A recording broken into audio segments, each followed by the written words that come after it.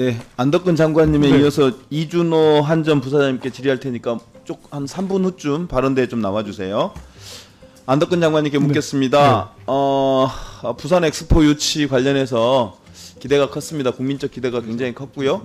그리고 특히나 윤석열 대통령께서 역전 가능성까지 말씀하셔가지고 국민적 기대가 굉장히 컸습니다.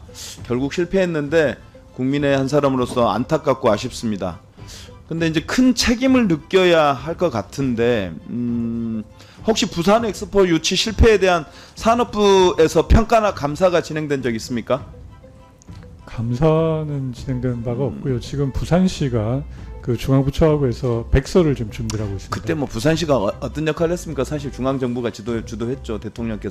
대통령까지 나서서 할 정도였으니까. 저는 산업부 차원의 중앙정부 차원의 평가가 감사가 없었다면 이거 좀 실망입니다. 사실은 성공했을 때 얻는 교훈보다 실패했을 때 얻는 교훈이 오히려 크다는 게 역사의 어떤 증언들인데요. 실패 사례의 교훈을 남겨서 다음번에 있을 일에 대한 대비를 좀 하셔야 되는 거 아니냐. 그래서 지금이라도 산업부 차원에서의 평가나 감사가 좀 이루어졌으면 좋겠다 이런 말씀 드리고요. 그러다 보니까 이런 일이 생기는 거예요. 언론 보도에 그 산업부에서 아까 얘기했던 김건희 여사가 제작한 부산 엑스포 이른바 김건희 키링이죠. 이걸 2,000개 구매했다고 보도가 됐는데 이 구매한 2,000개를 어디다 썼는지에 대한 그리고 누구한테 나눠줬는지에 대한 물품관리대장이 없는 거예요. 이게 이런 일들이 벌어지고 있으니까 이후에도 똑같은 일이 다시 반복될 거라는 걱정을 하는 거죠. 기재부의 예산 및 기금운용계획 집행 지침에 따르면 일반 수용비 지침은 기념품은 목적에 맞게 최소한으로 제작 활용하여 낭비 요인이 발생하지 않도록 해야 한다고 규정하고 있고요. 그래서 2020년 통계청 감사 결과 기념품을 관리대장에 기록하지 않아서 감사 처분을 받은 사례가 있을 정도입니다. 그래서 빨리 시정 조치를 해야 될 것 같은데요, 장관님. 네, 의원님 말씀드렸지만 이게 이제 그러니까 자료는 나중에 주신다고 했으니까 좀 자료를 주시고요. 네. 또 하나 더 묻겠습니다. 부산 엑스포 유치를 위해서 산업부가 해외 출장을 많이 다녔어요. 그래서 당초 봤더니 해외 출장비로 잡혀있는 예산이 1억 한 7,400만 원 정도였는데 결국 얼마 쓰신지 아세요? 해외 출장으로 쓴 비용이? 약 43억을 결국 해외 출장 경비로 썼습니다. 추가 비용이 뭐 1, 2억 정도라면 이해가 갈 법한데 41억이 늘어났으니까 당초 대비 약 25배 정도의 예산이 늘어난 거거든요. 이거는 계획 자체가 얼마나 엉터리였는가를 보여주는 사례라고 생각되는데 그래서 이것을 상세한 지출 내역을 달라고 그랬더니 못 준답니다. 이해가 됩니까? 왜 못 주죠? 모르시죠?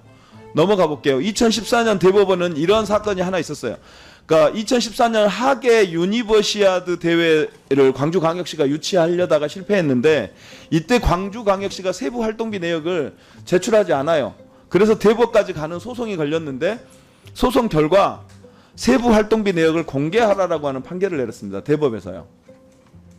이런 부분에 대해서 좀 명심하셔가지고 부산 엑스포 과정에서 이러저러한 실수나 혹은 공개하고 있지 않은 자료들에 대해서 적극적으로 공개해서 다시는 이런 실패가 반복되지 않도록 해야 한다고 생각하고요. 이참에 감사원 감사를 한번 받아보면 어떨까 이런 생각도 드는데 어떻습니까? 당시에 저희 부에서는 최대한 저희가 지원할 수 있는 부분에 대해서 산업계하고 같이 아직 저의 대답 원하는 거는요. 산업부의 책임 있는 대답이에요. 하여간 나중에 다시 한꺼번에 좀 대답해 주시고요. 저기 아까 이준호 부사장님, 아까 허성무 의원님 지적하셨는데 섬지역 전력 공급 업무를 담당 한전의 하청업체인 JBC 소속 노동자들이 담당하고 있다가 이번에 184명이 직접 고용하라고 하는 법원 1심 승소 판결에도 불구하고 결국은 대량 해고였어요. 알고 계시죠? 도서지역 노동자들이 JBC 소속이었지만 사실상 한전의 지위를 받고 있었던 점을 재판부가 인정하면서 한전에서 직접 고용하라고 판결을 내린 거죠. 예, 그런데 그렇습니다. 거기에 불복해서 2심하고 있는 거고요. 네. 그 사이에 JBC는 이 184명을 예.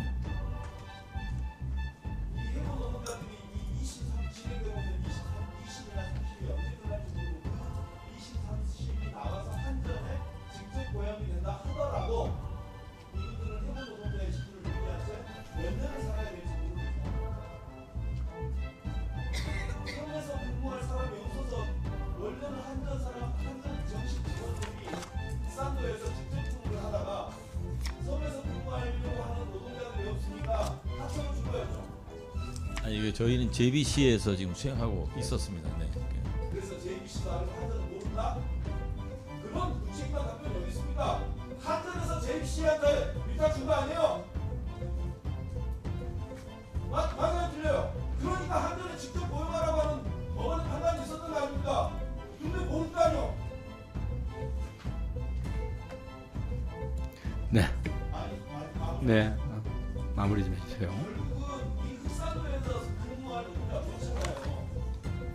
왜? 가서 근무할 노동자가 없습니다. 그 섬 사람들 아니냐? 근데 잘라요. 거기서 일하겠다는 사람은. 다시 한번 생각해 주시고요. 산업부 장관님, 한전이 이런 행태를 보이고 있습니다. 22세기 내력 천지에 적극적으로 시도하셔가지고 이런 일 없도록 장관님 좀 해주시고요. 네. 그 아까 그리고 말씀하셨던 그 BI 관련해 가지고는 제가 네 알겠습니다. 그 뭐 한전 그 하고 있는 상황 다시 한번 제가 체크하고 챙기도록 하겠습니다. 그 BI 180개가 넘는 신흥국 개도국들 저희가 그 지지를 확보하기 위해서 저희는 저희 부에서 가지고 있는 산업 ODA라든가 이런 거를 가지고 협의를 하기 위해서 뭐 백방으로 뛰었고 그러다 보니까 그 이제 예산들이 좀 늘어난 부분이 있는데 이런 걸 가지고 지금 저희가 뭐 감사원 감사까지 받아야 되는 사안이라고는 생각지는 않습니다. 결과에 대해서는 저희가 다시 한번 국민들께 송구하다는 말씀드립니다. 자, 여기서부터 잠시만 주목해 주시기 바랍니다. 제가 구독자분들을 위해서 깜짝 선물을 하나 준비했습니다. 제가 항상 여러분들께 뭐라고 말씀드렸나요? 뉴스만 평소에 잘 챙겨보셔도 돈이 된다, 돈을 벌 수 있다고 말씀드렸는데요. 자, 여기 보이는 각종 뉴스, 코로나, 러시아 우크라이나의 전쟁, 엔비디아의 실적, 트럼프와 김정은의 관계 등등 이러한 뉴스를 보게 되면 여러분들은 어떤 생각이 드시나요? 그냥 뉴스만 보고 끝내는지, 아니면 이 뉴스를 어떻게 이용할 수 있는지 이 부분을 고민하고 계시는지를 되물어보고 싶습니다. 그 이유가 뭐냐 하면 제가 지난 1월 여러분들께 뭐라고 말씀드렸나요? 지금은 반도체 산업에 관심을 가져야 한다. 뉴스만 보고 그냥 넘기지 마시고 한번 투자 쪽으로 고민해 보셔야 한다라고 말씀을 드렸습니다. 그리고 나서 이런 썸네일을 유튜브나 뉴스를 통해서 많이 보셨을 텐데요. 이런 반도체 산업이 이슈가 되었을 때 부자들은 어떻게 생각한다고 했나요? 반도체와 관련된 투자 수단은 뭐가 있는지, 어떤 주식이 가장 좋은지, 어디에 투자해야 돈이 몰리는지 자연스럽게 생각한다고 제가 말씀드렸죠. 그 이유가 부자들이 봤을 땐 이슈가 돈으로 이어지고 그 이슈가 나에게 돈을 벌어준다는 경험적 확신이 있기 때문에 부자들은 항상 이런 사회적 이슈와 돈의 흐름을 관심 있게 쳐다본다고 제가 말씀드렸는데요. 이번에도 마찬가지입니다. 제가 지난번에 시청자분들과 함께하는 주식으로 수익 내기 이벤트를 진행했었는데요. 당연히 100% 무료로 진행되었고 자 여기 보시면 아시겠지만 제가 지난번에도 저한테 구독이라는 문자를 보내주신 모든 시청자분들께 이렇게 반도체 관련주 중에 많은 종목이 아니라 가장 급등할 확률이 높은 딱 한 종목, 한미반도체 딱 한 종목만을 추천드렸어요.